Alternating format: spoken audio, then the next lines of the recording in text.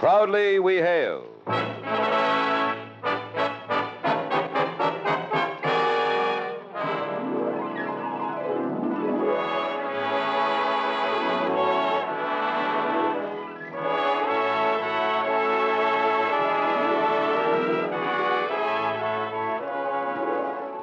From New York City, where the American stage begins, here is another program with a cast of outstanding players.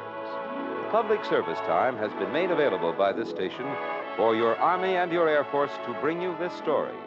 As proudly we hail Francis Scott Key.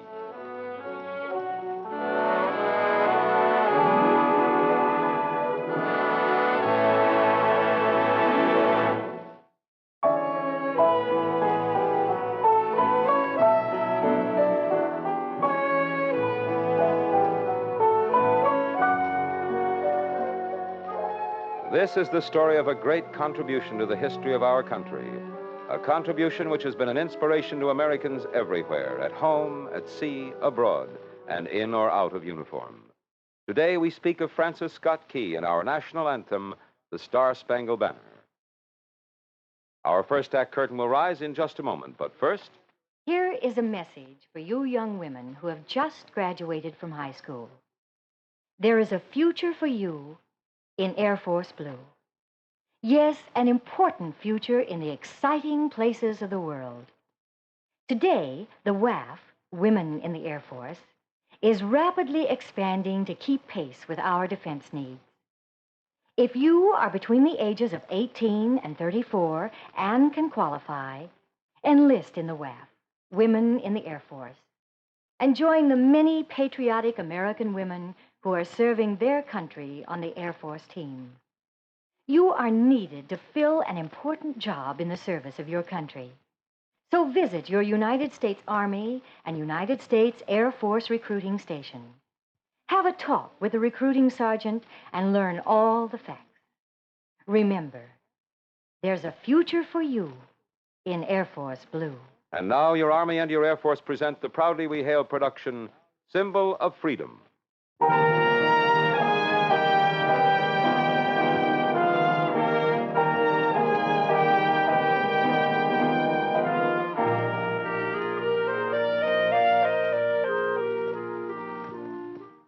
In times of crisis, the people of our nation have risen to heroism, to great self-sacrifice, and to the loyal performance of their duties. A gifted few have left their mark on our history in other ways.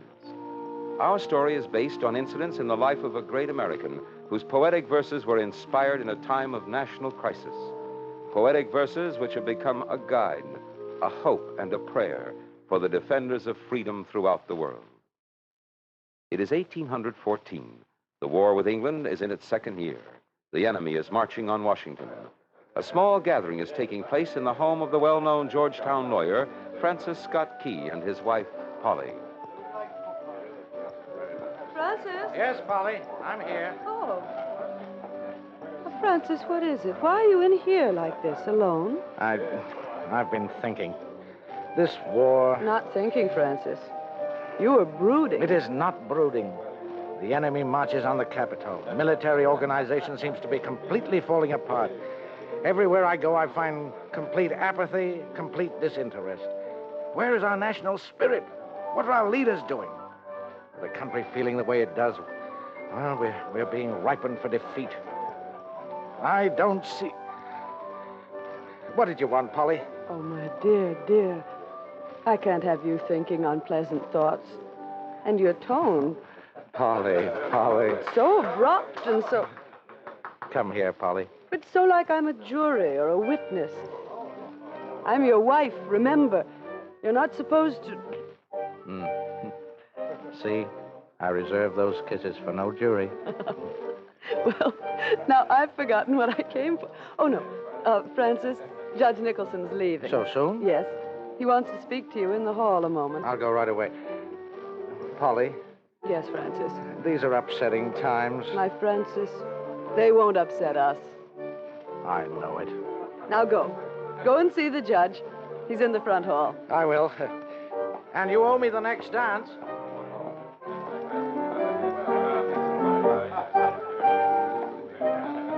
Leaving so soon, Judge? Yes, Francis. Oh, the party isn't over yet. I really wish I could It stay. isn't often we can get together nowadays. True, but I do have some briefs and things to read before I retire tonight. I hope we haven't kept you. No, no. This all too short evening of charming music and pleasant people has renewed me. It was what one may call stimulating relaxation. There, that's it. Stimulating relaxation. Judge, you told Polly you wanted to speak to me about something. Oh, yes. Francis, it's about Polly. I'm worried about her.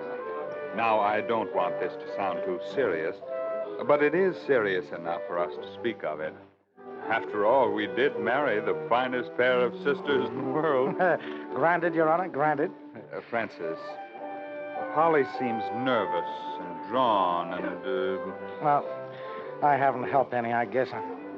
I've been short with her. Oh, no. This has nothing to do with you two as people. In fact, as man and wife, you're rightfully the honest envy of all who know you. Well, go on then, Judge. I didn't mean to interrupt you. Not at all. Francis, I believe that with the fighting and danger getting closer every day, well, Polly must understandably be worried about the children and you. But she... I know. She wouldn't show it to you under any condition. And I think if she took the children and went to Frederick to stay with your parents, they would be safer there and things would be better for everyone concerned. That's just it, Judge. I've tried to get her to leave, but she won't go unless I do. We've had countless arguments about just that. Well... Hasn't done our tempers any good. Some of these arguments are very heated. Of course. She insists that if Dolly Madison can stay in Washington with her husband, then she is going to stay here with me. It's her duty, she says. Polly is a fine, loyal woman. That is not the question. However, the burden, Francis, is on you, and it is not a pleasant burden. Polly and the children are in danger here. You simply must convince her to go. You simply must, and without delay. I know it. And you know how I've tried. Yes, but you must convince her this time. I'll do the best I can, Judge, but you know, Polly has a mind of her own. Yes, what woman doesn't? Well, I must be on my way. Is the big conference over yet? Oh, yes, Polly. And I must say good night. I'm sorry you're leaving, Judge. And I am, too. And now then, good night, and thank you for a wonderful evening. Good night again. Good night, Judge. Polly. You still owe me a dance, dear husband. But it's too late now. Everybody's getting ready to leave, so you help me say goodnight. Polly, I must talk to you. All right, Francis. All right, but not right now, please. Well, Francis, my friend, a really wonderful party. Thank you, Captain. My dear Polly, it was lovely. I'm so glad. Thank you. Good night. Good night again. Good night. Fine. Polly. I'm going up to bed. I must talk to you. I'm so tired, Francis. Let it wait till morning. I'm tired, too. All right, we're both tired. We shouldn't. Yes, we should, and we're going to talk about it this very minute. Polly, my mind's made up. You will leave with the children tomorrow. Oh, Francis, not this again. Yes, this again. But this is the final time. You and the children will go to Frederick and stay with my parents, and you will leave no later than tomorrow. Francis, I belong here with you. A wife's place is with her husband. And I tell you, you can't stay here any longer. As long as what others... others do is none of our business. Other wives are staying here. There's no reason why I shouldn't. Oh, yes, there is. Plenty of reasons. It doesn't make any sense. It certainly does. Well, I can't see it. It's just too dangerous Oh, here. dangerous. Good heavens. Yes, dangerous. If not for us, at least for the children. The children are a part of us. And their safety? As a part of us, they have the right to share our dangers. You give them no choice. I'll open it. Francis, Polly, Richard West. What's wrong? What's happened? Dr. Beans has been taken prisoner. Oh, no. Yes. Oh, my breath. He's been... Polly, dear, brandy for Richard. Yes, right away. Richard, get your breath. I ran. Come, we'll go in here and sit down. All the way. Phew. Where were you? Oh, at least 20 different places. I've spoken to everyone there is to speak to. About Dr. Beans? Yes, and what to do, of course. And how to go about it. Here, sit down there. Thank you. Now, from the beginning. Well, I didn't spill a drop. Here, Richard. thank you. I'd better take that first. I will.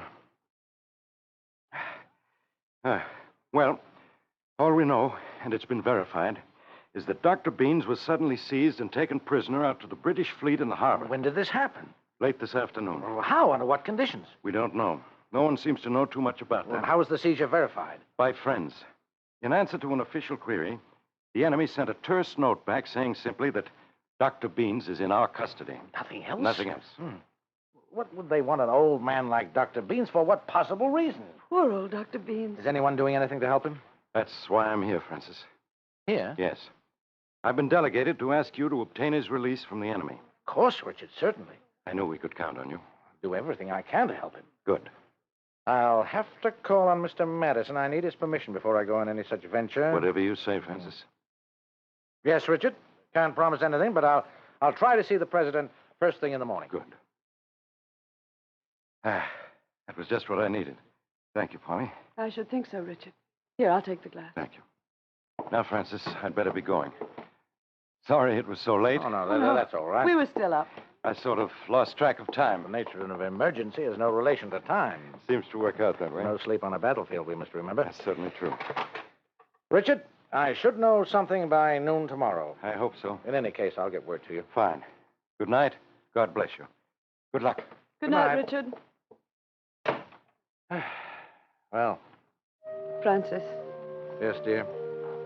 Francis, I know you've been under a great strain.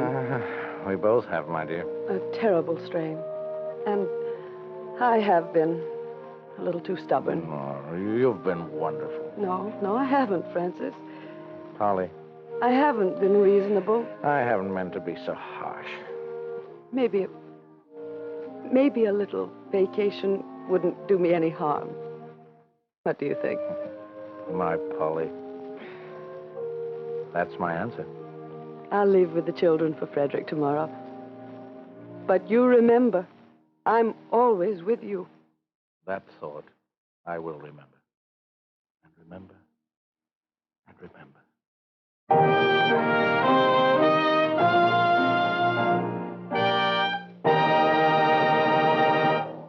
You are listening to the Proudly We Hail production of Symbol of Freedom. We'll return to our story in just a moment. You know, times have certainly changed. Just a few short years ago, women were completely left out of this man's world. But today, in more and more instances, women are proving that they can assume the role of skilled technicians in positions once thought of as solely for men. Now, a case in point is aviation. Today, in our rapidly expanding Air Force, women are taking their places alongside men as cartographers, control tower operators, cryptographers, and dispatchers. And these are but a few of the vital services now being performed by the women in the Air Force. If you are between the ages of 18 and 34 and can qualify, visit your nearest United States Army and United States Air Force recruiting station today. Ask about the WAF, Women in the Air Force. They need you now. You are listening to Proudly We Hail, and now we present the second act of Symbol of Freedom. I had visited at least a dozen different offices all morning. Each interview helped prepare me for my mission to obtain the release of Dr. William Beans from the enemy. But now I stood before the reception desk, which would, if necessary, lead me to an interview with President Madison. I knew the president's permission was needed, but I also knew that in times like these, he would be involved in much heavier matters than the release of a single prisoner. The clerk at the desk glanced up from a mass of papers. You will excuse my not attending to you sooner, sir. My desk has apparently become a crossroads for messages from everybody to everybody. I can well understand, sir. My name is Key, Francis Key, and early this morning I submitted a written request for a brief moment with the president to ask his... Key. Ah, yes, you're the lawyer, Francis Key. I have here a notation from the president's office which says immediate permission has been granted for your project. And it's excellent. Yes, and in addition, there is a Colonel John S. Skinner assigned to accompany you. Who is he, sir? He's a government agent from the department which handles prisoner of war exchanges. I see. If you will pardon me, Mr. Key, I believe this is he coming now. Colonel Skinner. Yes. Colonel John S. Skinner, Mr. Francis Key, Colonel Skinner. How do you do, Colonel? I'm pleased to know you, Mr. Key. Now, if you're ready, we can leave this very moment. Yes, Colonel, I'm ready, but first I'd like to match my information with yours. Oh, certainly, Mr. Key. I've been informed that Dr. William Beans was seized because he caused some trouble for an enemy group, and that whether he is a legitimate prisoner of war or not is debatable. Well, that, I believe, is to be considered by yourself as a lawyer. Well, that's about all, except that I am to accompany you to make the venture completely official. Well, substantially, that is correct, Colonel. Dr. Beans is alleged to be responsible for the capture of a group of enemy marauders. Whether or not he is responsible for this is not a particular point for us to discuss with the British. Our point is that as a civilian, he is not a legitimate prisoner of war and cannot be detained. Many of us have become interested in his case because he's a dear friend, a fine man, much too old to be imprisoned or persecuted. It's clearer to me now, Mr. Key. Where is Dr. Beans being held at present, Colonel? He's on the Admiral's flagship. That's our first destination. If we are successful, then all three of us will be processed through the cartel ship Minden. This ship is used for prisoner exchange purposes, Mr. Key. I see. Then we may leave right now, Colonel? Right now. Oh, Mr. Key, I'd like to... Well, you see, with things as they are out in the harbor, with an attack on Fort McHenry possible any day, any moment, we may not know what we're getting into. There is perhaps danger. My task is clearly outlined in my mind. Good. Oh, one more thing. Since I'd like it very much if you'd drop the Colonel and call me John. With all my heart, John. I'm Francis. My hand, Francis. And mine, John.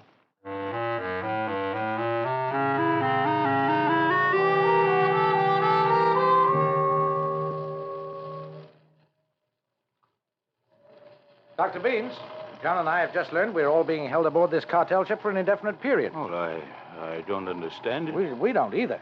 What do you think, John? It looks like the attack on Fort McHenry might begin at once. Yes, but what has that to do with us? Our papers are in order. That's right, Dr. Beans. But there are two possible reasons. One is that we're not to run any risk getting back to shore while we're under British responsibility. The other I can think of is that perhaps we may be too much aware of what is going on. We might have information which can be used against the British. Well, there may be some truth in both these theories. Anyway, we're under a Marine guard who has orders not to let us go till the battle is over. Well, that means the attack must be about to begin. You may be right. Quite right. Francis, my boy, I don't know how to thank you and John here for coming to my rescue as you did and letting yourselves into the middle of a possible battle. Oh, not at all, Dr. Beans. We've got to help each other. Yes, I know, but I had just about given up all hope, and then you arrived aboard the Admiral's flagship. Well, it's only a matter of making the proper representation. I'll never forget it, son. Never. Huh. You'll be all right, Doctor. Yes, why don't you go below? Rest. I think I will. Fine. We'll join you later. Later, then. I'll get some rest. Francis, the British are preparing to fire on Fort McHenry. What do you mean, John? Well, we've known ever since they moved into the harbor that they would eventually. Of course. Well, I hope they're delaying. It hasn't fooled our men ashore, as though it were only a threat. Well, I hope they're ready. Yes, I do, too. Because this battle is a decisive one. I wish the rest of the country were as prepared as Fort McHenry. Not enough of our people realize we're fighting for our very existence. John, what makes you think so positively that the attack is about to begin? Well, as far as I could see, all decks have been cleared. Rounds of shot and open powder kegs are being neatly stacked near every cannon. All dress uniforms have disappeared. This is no practice maneuver. It looks like the real thing. Fort looks small from here. Maybe because it's getting dark. It's a strong fort, all right, Francis. It won't fall easily. Those brick walls are set in oyster shell mortar, 14 feet high and 35 feet thick. Francis, look. Look, going up over the fort. A flag. Look at that, John. The wind is flashing around. What a beauty. A red, white, and blue symbol of our country's fight for freedom. That's it. They're firing on the fort.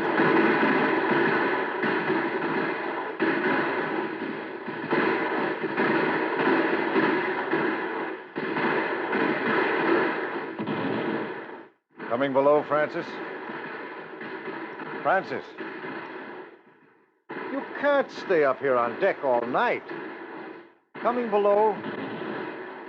Francis. Mr. staying here. Oh, you'd better get some rest. No, John. But you'll need it. God alone knows what tomorrow may bring. As long as I can see the flag over the fort, I know we haven't lost the battle. But it's pitch dark now. I can see. But you can't see anything from here. The light of the rockets over the fort show me if the flag is still flying. Well, do as you please, Francis. But I'm going below. Call me if anything happens. Good night, Francis.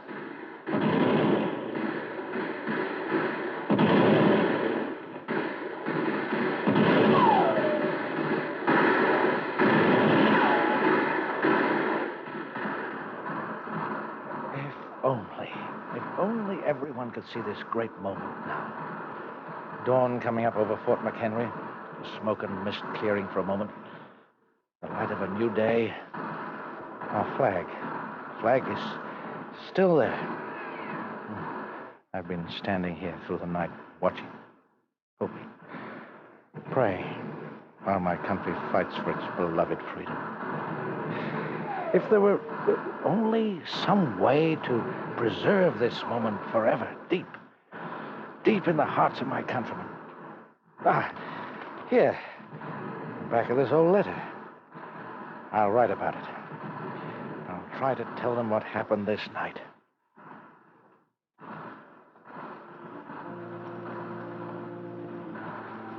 Oh, say, can you see by the dawn's early light what so proudly we hailed at the twilight's last gleaming, whose broad stripes and bright stars through the perilous fight o'er the ramparts we watched were so gallantly streaming, and rockets' red glare, the bombs bursting in air, gave proof through the night that our flag was still there. Oh, say, does that star-spangled banner yet wave o'er the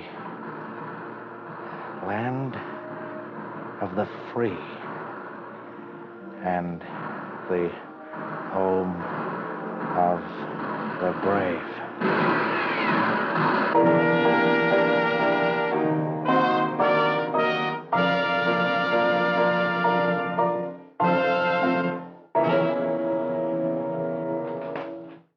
Well, hello, Judge. Come in, come in. Good to see you back, Francis. I thought I'd drop over to welcome you home. Fine. Come in and sit down a bit. No, thank you. Can't stay but a moment. I wanted to tell you how everyone is talking about the splendid job you did on the Dr. Beans case. It's in all the newspapers, and it's the major subject of conversation in all Washington. Rescuing the old doctor when you did probably saved his life. He's home, resting comfortably and in fine shape. It was a good deed, Francis. Thank you, Judge. Glad it turned out so well. Oh, by the way, that poem you wrote aboard the cartel ship during the battle, Yeah? I was quite moved by it. I thought it'd be nice if everyone could read and sing it to the tune of To Anacreon in Heaven, as you suggested. Thoughtful of you, Judge. Thank you very much. Well, you're not very happy, Francis. With Polly away? Well, open the door and look around. Polly! My Francis. I've missed you so. Oh, my breath. Darling, the door. Oh, I'll fix that. It is so wonderful to be home. And now it is for me. When will the children be here? Tomorrow afternoon. Then we can all be together again. Well, this area here is now... I know all about it. Don't worry. The area is safe. Oh, Francis, give me your hand. Come with me. Oh, what's this? I almost forgot. What? Come on. Come in here. I'll open the window. All those people, the lawn is full. They're going to sing your song.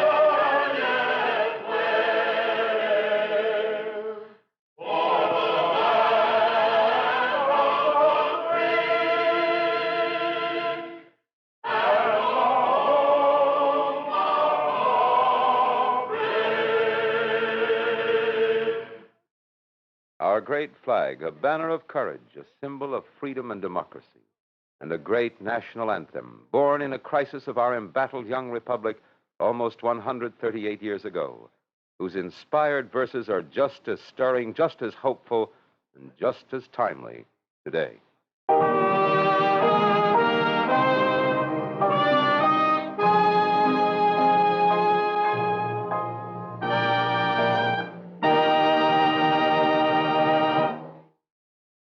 Here is a most important message for young women listening to this radio program.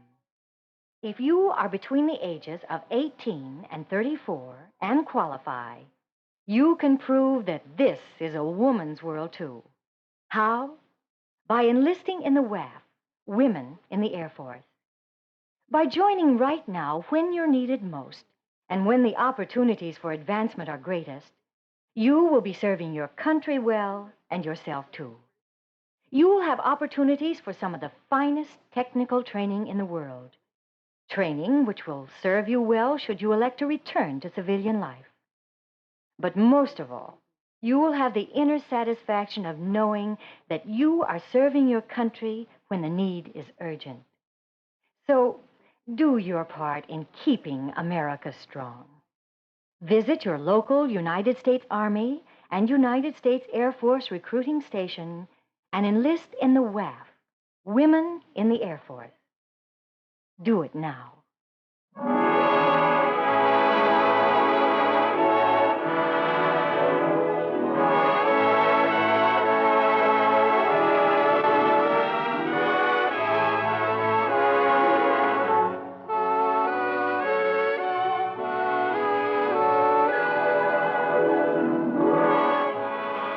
This has been another program on Proudly We Hail, presented transcribed in cooperation with this station by the United States Army and United States Air Force Recruiting Service. This program featured a cast of outstanding players. This is Kenneth Banghart speaking and inviting you to tune in this same station next week for another interesting story on Proudly We Hail.